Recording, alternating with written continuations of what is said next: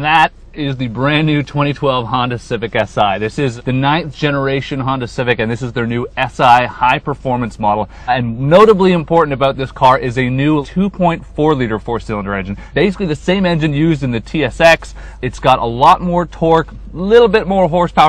It really is a compelling driver's car. Because we know that anybody who's interested in buying a new Si would be interested in all the nitty-gritty specs. So let's have it. This is the 2.4 liter engine. It makes 201 horsepower, which is exactly 4 horsepower more than the old model, but it does that at 7,000 RPM, which is 800 RPM lower. But the real improvement is torque. We're talking about a 22% increase in torque. Now, you never get 22% increase in power in pretty much any vehicle, so that's an impressive number all on its own. But the power comes on, the full torque, as opposed to being at 6,900 RPM like it used to be, it's now at just 4,300 RPM. So it's a much more usable car, and we really felt it when driving the autocross earlier in second gear. You've always got the power going. Style-wise, the coupe is more of a departure from the previous generation than the sedan is. It sort of looks longer and sleeker, which is nice in some respects, but in other respects it kind of looks a bit sort of toned down, a bit more feminine than in the past. It is about 0.4 of an inch lower to the ground, so that's good for looks and also for handling. It's got the nice 17-inch wheels, which you expect on a car like this. You can upgrade to high-performance tires. It doesn't really look like it needs a factory lip kit, though, something to really bring the aggression. I mean, there's some that looks pretty wide and aggressive, but we could really go for a lip kit just to sort of give it the aggression that the Si is known for.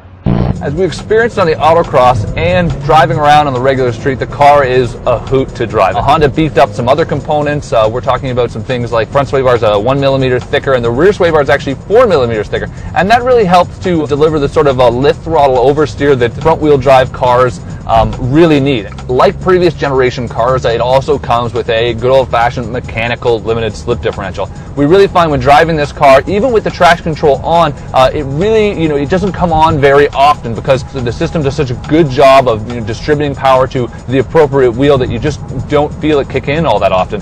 And when it does, it's actually a pretty sensitive system. It can respond to your reactions and what you want it to do. You can get on the power a lot sooner than vehicles with similar setups. But perhaps the coolest addition for this year has to do with the VTEC system. Honda's actually engineered a little light that illuminates when the VTEC system kicks in, so at about 5,500 RPM. And it actually lights beyond that with 4 yellows and then 2 reds right at the top when it's time to shift. And it's pretty cool. As much fun as the Si is, it's not perfect. And, there are a couple of problems. We already talked about how the style can maybe used to be a bit more aggressive to really match the car's character, especially its target audience, which is going to be young males and always has been. Along with that, we could always use more horsepower. I mean, the increases they gave the car, the torque is great, but even just for bragging rights, we'd like, 220, maybe 230 horsepower. That would really sort of get people going. Apart from that, we could really go for a bit more aggression, a louder exhaust note, and particularly the air intake. It's got some sound, but we could always go for more. What we really love about the car is essentially the packaging as a whole. I mean, it's a lot of fun vehicle. It's a dynamic driver's car. The brakes are good. The suspension's really nice and actually isn't harsh at all like a lot of some tuner cars you find on the market. You can add into that whole handling aspect, the limited slip differential. We really like it, and we like that Honda's stuck with the differential that just has a great feeling, and you really kind of know what you're doing behind the wheel. On top of that, we can be pretty sure that while some people are, especially the tuners, will be upset with the lack of horsepower, they're hoping for more, that they will actually love tuning this car because it will really pick up on power adders that a lot of guys buying this car will add. The 2.4 liter engine, a lot of other cars, has already been exploited. Gains are really easy to make compared to some of the previous Honda engines, so tuners will get a lot of fun out of this package.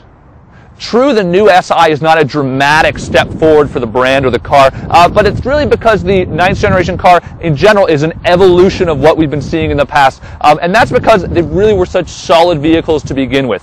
When it comes to a vehicle like the Si, there aren't a lot of competitors left in the segment, and it's not clear if that's from lack of demand or just because cars this good scared people off from really trying to compete at that level. But if you love driving a car that just reacts to your inputs and does what you tell it, you'll find few more rewarding rides than the Civic Si.